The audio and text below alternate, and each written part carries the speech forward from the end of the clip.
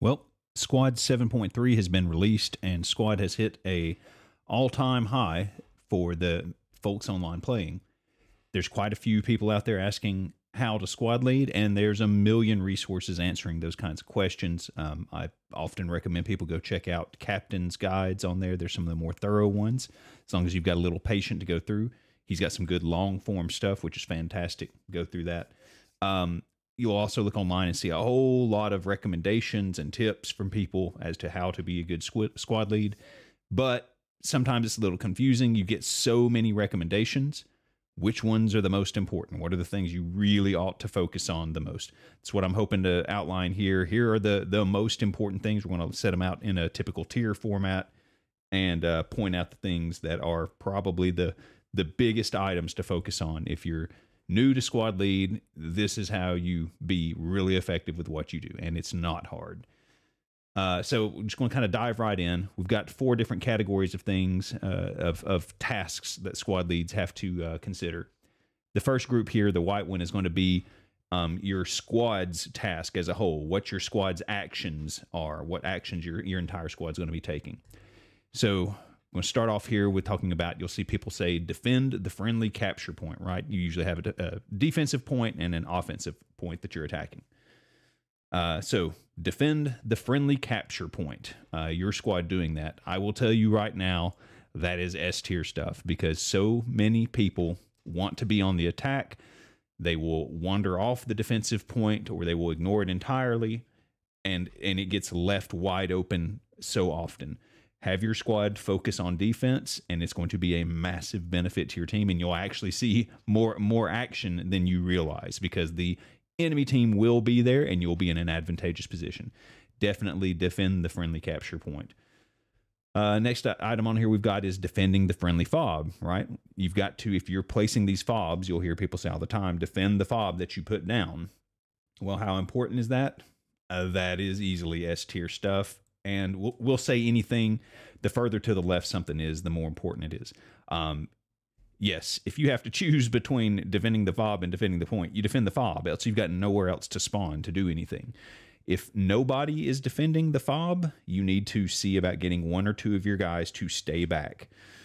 And I know some people will think that's boring, but they're still doing point defense as well. They're defending the defensive point as well. You're just kind of covering that angle as well as covering the fob. So yes, keep a couple of guys back to defend the fob. It is critical. When it comes to attacking the enemy objective, the enemy capture point, you know, where does it fall? Well, just because you've got so many people who tend to push on offense, it tends to be less important for you to do that, because you'll always have someone doing it. There will always be someone who doesn't talk in command chat and just their team wanders forward and they'll attack. Let them worry about it. If nothing else, you can make the decision later to go attack if they're not getting the job done and they need assistance. But I would in general say let others worry about that, because they'll be doing it anyway, I assure you. What about attacking the enemy fob? Regardless of if you're on defense or if you're defending a point or if you're attacking a point, there's going to be an enemy fob out there somewhere. So how critical is that? That is also very critical. No matter where you are, defending the fob and attacking the enemy fob is what it's all about. And if you have to choose between attacking the fob or defending the point itself, you attack the fob. The meta is always fob versus fob. If you can keep yours up and get theirs down, you win. It's as simple as that. Next, we've got here talking about AT, your anti-tank folks. Their job is to hunt armor, and so you will need to tell them to go hunt armor. Whenever you guys hear anything, that is their job, is to go deal with that. Quite often you will find that you do not have friendly armor to contest theirs. More than half the time when I have enemy armor near me, friendly armor is not nearby. So you have to deal with it. The only people who can deal with it, generally speaking, are the AT guys. Yes, it is crucial to get them to respond to the armor that's nearby. Try and scare them off, drive them off, or outright kill them if possible. Have a rifleman there to give them support. But yes, they've got to get on top of armor. It is crucial. I'm going to put it here at A tier. Very important. Because the problem is, if you don't have AT or they don't get it done, the rest of your squad is just meat. They just get killed. There's nothing any of y'all can do about it. So yes, get the AT to engage that armor quickly. Squad transport is just kind of a catch-all here. Your squad's got to get from point A to point B. You've got to be mobile, moving around the app. They have to load up in lodges or respawn to a different point, right? Just to get to a new location. That is crucial. You've got to get your team from point A to point B rapidly, and you've got to be thinking about that all the time. How am I going to get them to the next point where the next point's almost captured and I need to come off defense and move up there? How am I going to get there? You should be constantly thinking about those things, because the longer your guys are out of the fight, that's the longer your team is at a disadvantage. Super important stuff. I'd say it's the most important thing in A tier here right now. Keeping the logi moving. You'll see that I'm a big fan of logistics. That's how you get the fobs down. That's how you get the fobs resupplied. That's how you also get your troops transported. You can't just bring it up and throw a couple of habs down and then leave it. That's what you'll see so many people do. They come up, they place a fob or two, and then it just sits there and gets abandoned. Don't do that. Either you need to be in it doing logi runs, or you need to have someone in it doing logi runs. If it sits still somewhere or whatever, because you've got a plan in motion, fine, but don't just abandon it and leave it, as often happens. This is a very important thing. We're going to throw it there in the A tier. All right, so now we're moving on to the items here that are in orange. These are things involving the management of your squad, you managing your squad mates.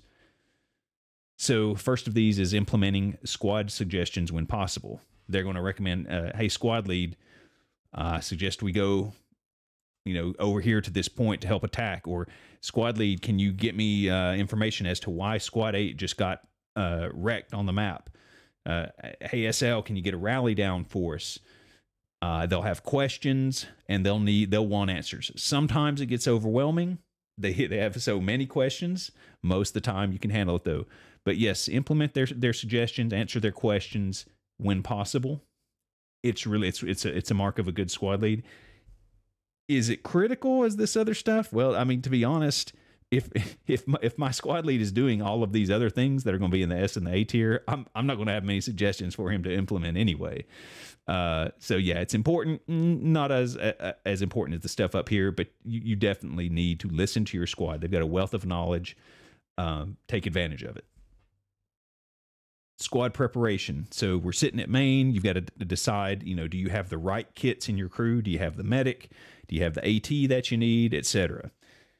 This is important, right? You need the medics. You need those AT guys. But, is it up on the level of S and A tier stuff? I don't think so. You can also fix this later. As long as you've got an ammo crate nearby, you can get them to fix this stuff later, or a vehicle they can change kits off of. It's important. It's important. Something, it should be your regular routine at main. Not something that's going to be the most crucial of things, but it's important.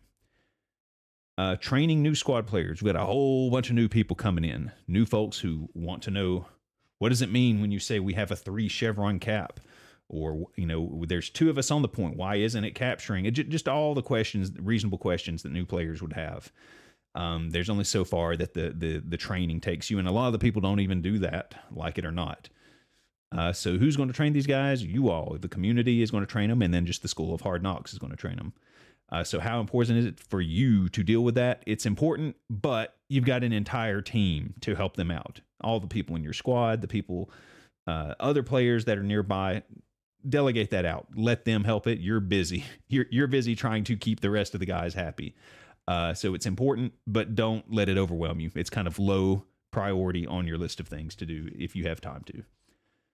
Dealing with toxic squad members. So clearly, if there's a piece of trash player on your team who will not listen to warnings and just keeps being antagonistic to someone, or whatever the case may be, you've got to deal with it. How critical is it that you deal with it? It's pretty important. Is it as important as defending fobs and dealing with the logi and stuff? Honestly, no, but you need to do it. This is a mark of a good squad lead. You've got to get the trash off the team. And the only thing you can do is kick him off your team. If it's so bad that they're TKing people, fine, let an admin know or something like that. But yeah, deal with the toxic squad members, get them out of your team and out of everyone's hair. What about keeping your squad on task? You know, you let's say you tell your guys, hey guys, we're defending this point, and you get someone who dies and they just respawn on an attack cab, or they respawn back at main and they start trying to claim a vehicle because they want to go have fun in an MRAP or something. You've got to keep your guys on task. This is the meat and potatoes of what a squad lead has to do. You're coming up with a game plan. You got to be sure your guys are kind of working together to handle it. You don't want to micromanage, but you just want to keep them on the general task. Pretty important, keeping them on task. I am going to throw it here on the A tier for now. Is that an S tier? Yeah, I think I'm going to leave it at A tier for now. It's pretty important. Pretty important. You got to keep your guys on task. That is the massive part of what you're doing. What about being a servant? You'll hear a lot of people say this. You're there to you're there to serve your guys. You're there to get them to the fight. You're there to keep them in the fight, get them the stuff that they need, be sure they've got the stuff they've got, get the comms they need, get the intel they need. And I will tell you, this is crucial. This is one of the most important things you've got to get in the mindset of, and to the point, this is going to be S tier stuff. If you get into the mindset of trying to get your guys what they need to take the best advantage of them, that covers so much of the rest of this. Knowing where they need to be and getting them what you know they'll want to be effective, getting them to the locations where they're going to be having a massive impact on the game, especially veteran players, they will notice that and really appreciate it. They know when they're dealing with a squad lead who gets their team to relevant points so that they can impact the game. It is critical, and you are there to serve them. It is not the other way around. Even though you're the squad leader, they are not there to serve you. You are there to get them to where they need to be. And that's just the truth of it. You've got to be a servant to them and get them out where they've got to go. You'll see a lot of people talking about using your objective markers. And we're talking about how you can leave, your primary mark saying we're moving here, or the observe mark or whatnot. You've also got your Alpha, Bravo, and Charlie marks. And people say, hey, take good use of that, because not a lot of people do. You can put up to 4 markers that show up on the compass for your squad. It is a very useful thing. I use them all the time. Is it critical S tier, A tier stuff? No, it's a nice to have. We'll throw it here and see. It's definitely something you should be taking advantage of. Not a critical thing, though, if you don't. Squad spacing, you'll hear a lot of people saying, hey, spread out, get out off the cap. And you'll see a lot of people cluster up on the cap. And they need to spread out. And that is true. They need to spread out, get off the cap to defend it. Or if you're pushing an enemy fob, you don't need to just walk single file in a line towards the enemy fob. If you're going to attack it, spread out, get on the flanks, things like that. It's important. Is it as important as building fobs, defending fobs, and lodges? No, it isn't. It is an important thing, though. Important enough to make the B tier, I think. It's not something I want to sweat too much. And when I talk about squad spacing, I don't mean things like you'll have some squad leads that do things like, I want you to walk in a wedge formation or that formation or something like that. No, don't ever get into that kind of stuff. This is just, talking about getting people to not cluster up and getting them to get off the point, get out in the woods and stuff, get out around the point to defend rather than clustering on it. That's pretty much it. Don't micromanage. Let them handle it. Yes, you are there basically to herd cats as a squad lead. You will get all types of people who generally just want to have fun, but they don't want to be micromanaged. They want you to get them in a position to be effective, and that's about it. So don't micromanage them. Again, you're there to herd cats, but once you've herded them, let them be cats, right? Don't worry. Don't worry about exactly what they're doing. If their task is to defend a point, they should be able to figure out what to do from that. If their task, is to, hey, I want to dump the ammo, I need so-and-so to shovel the hab, that's fine. He'll come shovel my hab. You don't need to micromanage exactly how he's doing it or whatever. So yeah, it's important. You're going to go crazy if you try to micromanage things. Don't do it. Let them handle it. Keep the team mission simple. So you don't want to come up with these wild things where you've got a different task for every fire team or something like that. The alpha fire team's doing something, Bravo's doing something different, Charlie's doing something different, and the squad lead's off doing something else, or some really complex attack plan. You know, if we're pushing an enemy fob or whatever, about the most complex it gets for me is like, hey, we're going in weapons cold. We don't want them to know we're here. And other than that, we're pushing. It's like spread out and let's go. Don't fire unless you have to. That's about the most complex my missions get. There's some people who come up with wild things, but keep it simple. Just keep it simple. The more complex you make it, the harder it's going to be on you. We'll give it A tier. All right, the blue stuff here is going to be actions, squad leader actions. Actions that really only you can take from your position as a squad lead. Staying with the Logi.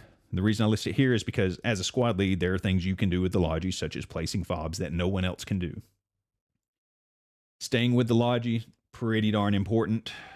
You can't build fobs without it. You've got to have one near you, and you're going to be using it a lot through the game. As you can tell, I'm all about the fobs and all about the Logi. It's going to be very important that you keep a Logi nearby, because you're going to be one of the few people building fobs. Placing a rally. Only the squad lead can do it, and this is easily S tier stuff because we're talking about spawn points, and spawn points are everything in this game. If you don't have anywhere to spawn, your team's not going to be able to do anything. So, critical stuff.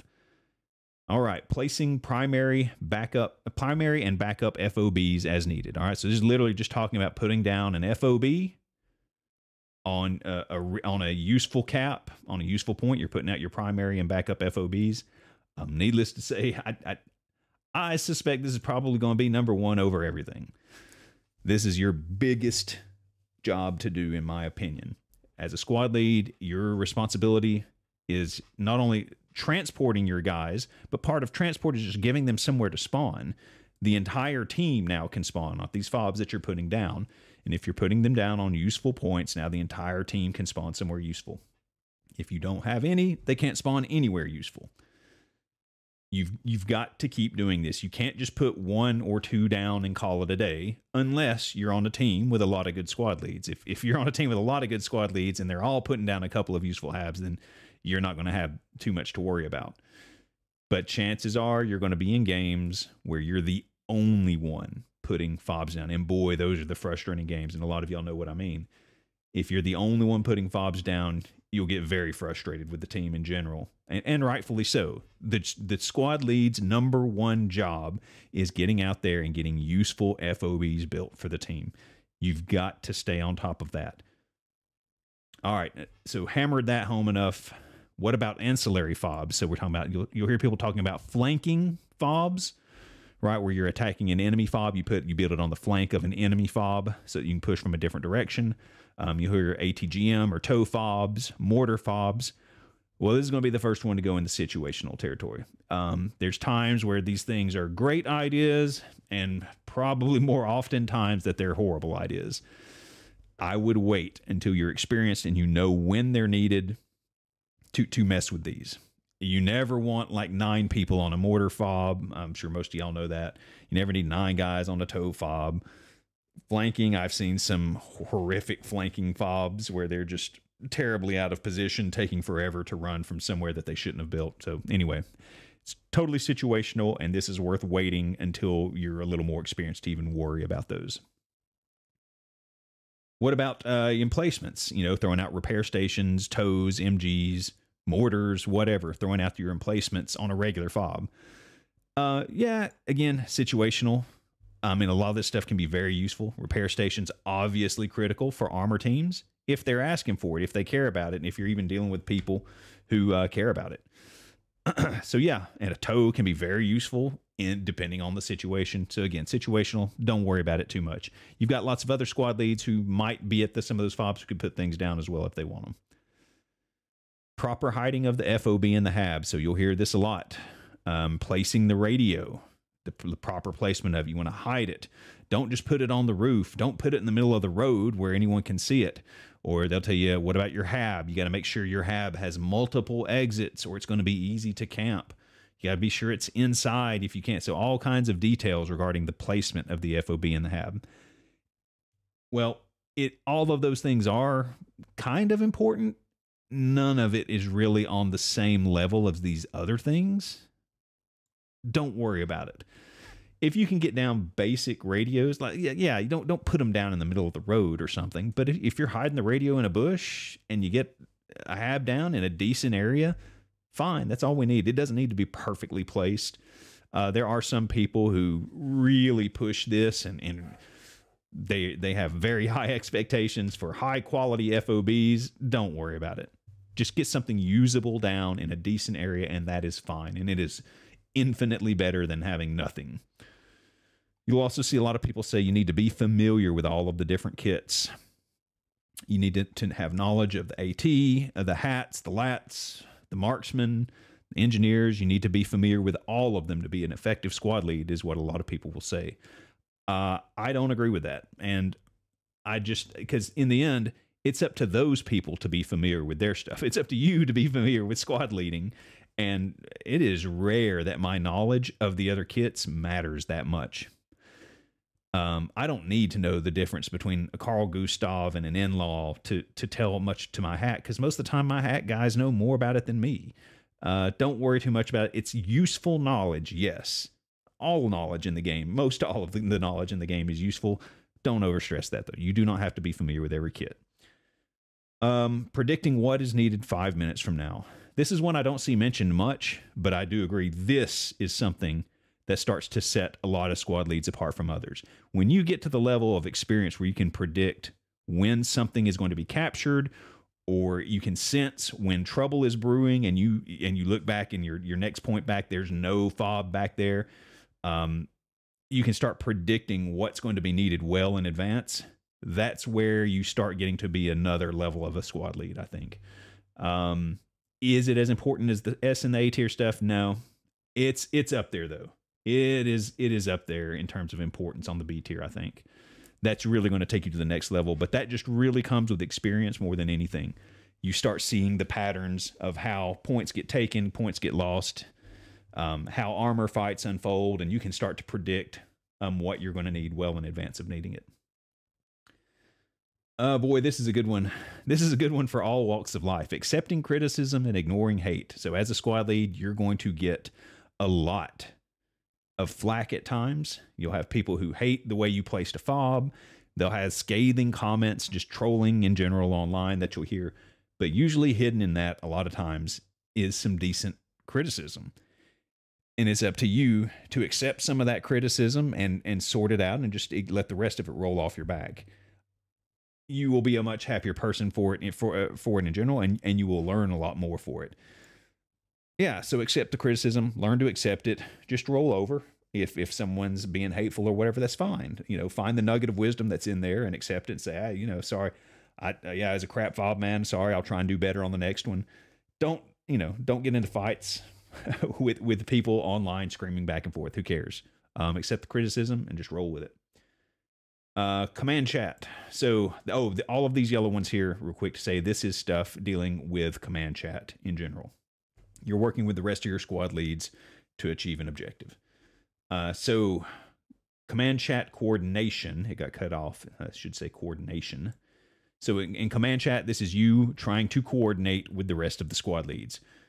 Who's covering what point? Hey, who's going to help me out on defense? Who's attacking? Who's backcapping? Just general coordination, right? This is, again, part of the meat and potatoes of this game is teamwork and guys working together to help each other out. Easy S tier. Easy S tier. If you're in there talking, it's exchanging information with everyone, the flow of information, working together to execute a plan. Hey, someone says, it's time for us to turtle. We're all going defense. We're down to 60 tickets. Everyone back on D. Okay, and if everyone's working together to coordinate and you're responding, man, that's what great squad leads do. Vehicle spotting. If you've ever done armor, you probably know one of your main jobs is to kill the other enemy armor. And the MBTs have to find the other enemy MBTs and kill them. Vehicle spotting is a huge advantage to your armor. That is what they need to know. They need to know where the enemy armor is first so that they can react, sneak up on them, ambush them, whatever. That's what determines, I would say, 75 to 90% of armor battles is who has the better intelligence. Who's got the helis in the air that are spotting, who's got the squads on the ground reporting where they hear tracks in the distance. It is a huge advantage. That said, your entire team can do this. And it is especially important for, say, like the heli pilots to be out there doing that and helping them. So it's important, not up on the level with defending fobs and things, but it is very important. And you're just going to be better for it. If your guys win the vehicle battle, that is a big advantage to you. Using direct comms, you'll see this mentioned constantly. And it is nice whenever people will use direct comms and help keep command chat clean. There's some games, it's unbelievable the amount of communications that's going on in command chat. There's some games it's dead quiet. Using direct comms definitely helps. Is it like this critical level stuff, S and A tier? No. It's nice to have. If you can't use it or you forget to use it, it's really not that big a deal. But use it when you can. It's definitely helpful. Map updates. So this is referring to you and your fire team leads updating the map with things like infantry marks, where an enemy fob is, where an enemy hab is. Those are probably the two most important ones, where the fobs are.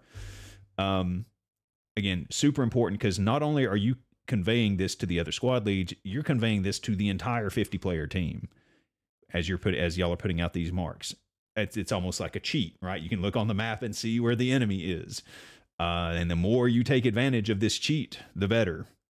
You're relaying that information to everyone. Do it. It is very important. A tier, I think. Trying to see where would this fall. I'm going to say it's going to fall right in the middle here. Checking your map and just general situational awareness.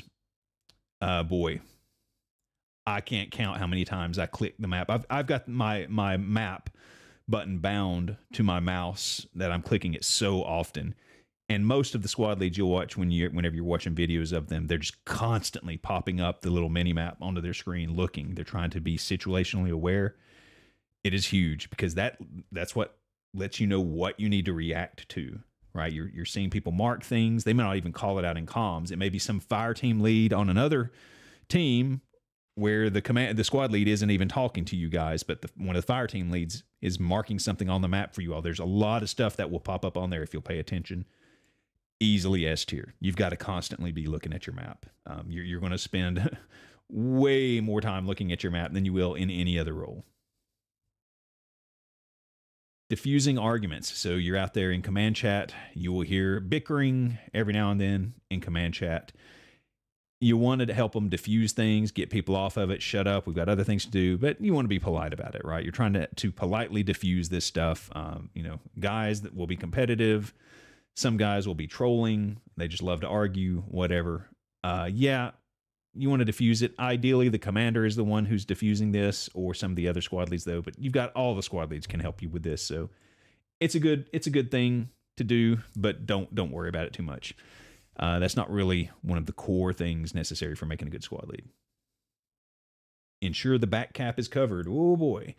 How often have y'all been in a game where you rolled out and everyone just kind of went towards the center of the map, and then you look back and no one is back capping? Someone else said they would get it, but they didn't. Or no one said anything. Yeah, this is important. You're going to have a bad game if you don't get this done. You're going to be stuck back on the first one or two caps otherwise. Easily up here. So I often just take it from the get-go unless I know one of the other squad leads who's handling it. That's very reliable, and then we'll let them handle it. So this is easily up here in the high A tier. You've got to be sure that back cap is covered when the game starts. You'll have a much better game for it if you do. Ensure the defense is covered. Now, I've already talked about defending the fob and defending the friendly capture point up here. When I say ensuring the defense is covered, I'm talking about you're talking with your other squad leads, because you can't do everything by yourself. You're one squad. One squad on D many times, if not most of the time, is not enough. And you need to be working with your other squad leads to see who can stay back with you. So boy, this is up there. It's not quite as important as squad transport, but it is up there. You've got to be sure you've got enough defense back on your point. Getting other squads on task. So you look down and you see squad 5 is off in the middle of nowhere on a point that's irrelevant. Or let's say he's putting 9 guys on a mortar fob or something like that.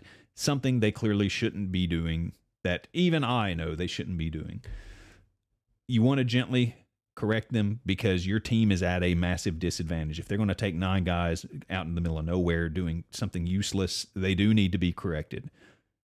But do it gently, try and encourage them to get to the right place, and ultimately there's other squad leads who can help you deal with this. And really, in the end, that's what the commander is supposed to be doing, which is why sometimes it sucks to be commander. It's important, but not really a core thing about what makes a great squad lead, I don't think. Again, just a good behavior to follow. Try and help keep command chat calm. So there you go. So yeah, if we have to focus on what are the big things, what are the things that really make you a solid squad lead, if you handle this stuff up here, say in the S tier, that is, you're getting halves, usable halves on good points, you're defending fobs, you're attacking fobs, you're serving your squad, your rallies out when it should be, you're helping defend the capture point that needs defense. I mean, doesn't that sound like a really good squad lead? Like if you're taking care of these S things, and I would say that's going to make you better than probably 3/4 of the squad leads that are out there. Even I forget to do some of these things. I forget to defend the fob when I should. I'm not checking my map as often as I should sometimes, and I'm missing something critical. If you're doing these things regularly, you're going to be better than 3/4 of the squad leads out there. You will see too many times you're on a team with 10 squads, 10 plus squads, and no one's building fobs. If you're out there getting them done, that is huge. That is a huge advantage to have you on that team. If you get down into start handling the stuff in the A tier as well, like your logi's constantly moving, your squad's always getting where they need to be in a reasonable amount of time, back cap's covered, defense is covered. I mean, look at this. Again, if you've got a squad lead who's doing all of these things, keeping missions simple, he's not micromanaging, his squad's always on task, man, again, now you're talking about you're in the top 10% of squad leads that are out there. Just focusing on those things, and all of this stuff is easy. So I say some people are like, oh, you did a great job squad leading. There's nothing here that's hard. None of this stuff is hard. It might be easy to forget about some of this stuff, but when you get into a pattern of doing these things, it's as easy. This is far easier than Twitch skills necessary to kill someone to get the headshots or whatever. This stuff is easy. So yeah, take advantage of that fact, right? You can easily be one of the best squad leads out there because this is all it takes really to be a really good squad lead, in my opinion. Now, when you start getting up into the competitive realm, there's far more to it than this. But for just the public, just playing out there on the public servers, you're going to be fantastic if you master some of this. So there you go. That is what I would focus on, the S and the A tier stuff. All of the rest of the stuff is clearly important. You want to get to this, but definitely focus on these top 2 tiers if you can. And you will be a fantastic squad lead, in my opinion. Hopefully that was useful to some folks out there. I encourage any discussion. I'm sure there's some things I missed that could have been added here, but golly, this is probably pushing 30 minutes as it is. So hopefully that was useful to a few folks out there. I'm glad to see so many more people that are connected and playing now. It's exciting to see kind of getting revitalized in squad. So good luck out there, and we'll see you out there on the field. Take care.